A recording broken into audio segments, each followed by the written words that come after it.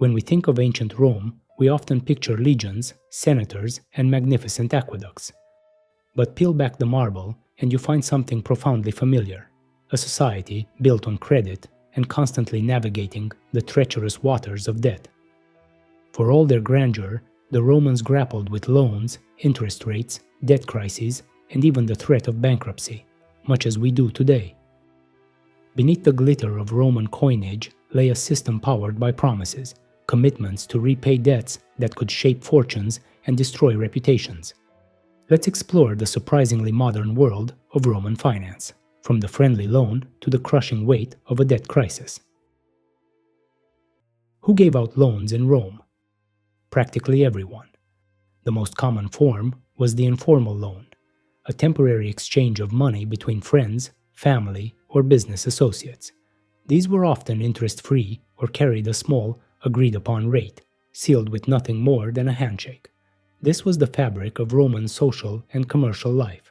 For larger sums, one turned to professional entities.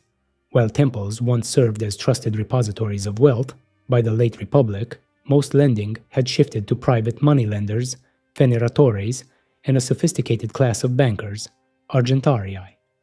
The fundamental instrument for most loans was the stipulatio, a legally binding verbal contract. Even ambitious figures were subject to the power of debt.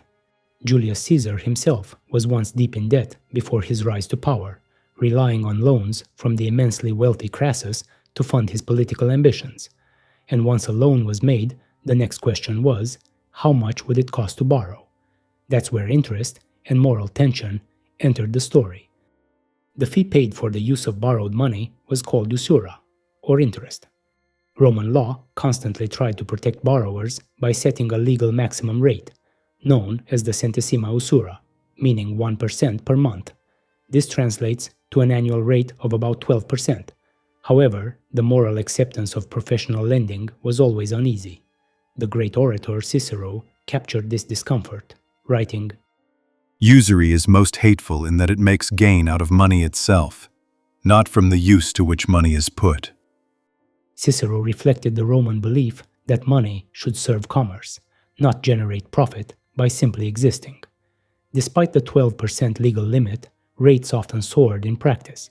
Cicero recorded loans in the provinces reaching as high as 48% annually. What happened when the debt couldn't be paid? The consequences could be severe. In the early Republic, a debtor unable to pay could face debt bondage, or nexum. This meant working off the debt for the creditor, threatening the liberty of Roman citizens and fueling social unrest. The Lex Poetelia Papiria, passed in the 4th century BC, finally abolished nexum, prohibiting creditors from enslaving Roman citizens for debt. After that, debt collection focused on property. Bankruptcy meant the debtor's assets could be seized and sold. The Stoic philosopher Seneca warned of the personal toll of borrowing. Nothing costs so much as that which is bought with borrowed money. He recognized that the burden of debt extended far beyond its financial cost. It also consumed a person's freedom and peace of mind. Roman history is filled with debt crises, often triggered by war, famine, or political upheaval. The statesman Sulla tried to stabilize the financial system after civil turmoil. Later, Julius Caesar enacted limited debt relief, canceling interest accrued during the Civil War and adjusting repayment values. These measures sparked fierce debate, dividing the creditor aristocracy from the indebted plebeians. Even under the emperors, crises returned. In 33 AD, Emperor Tiberius had to inject 100 million sesterces into the economy, interest-free, to stop a severe credit collapse. State intervention, it seemed, was as necessary then as it is now. In Rome, credit rose and fell with the fortunes of the state. The fate that sustained its money was the same fate that held the empire together. The Roman story of credit and debt reveals a financial system that was both advanced and deeply flawed. They wrestled with the same moral and economic questions we still debate today. What is a fair interest rate, and when does private financial distress become a public crisis?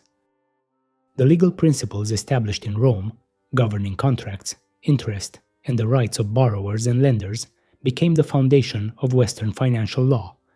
2,000 years later, Rome still reminds us that every loan is not only a matter of money, but of trust. Don't forget to like, comment, and subscribe for more history videos every week.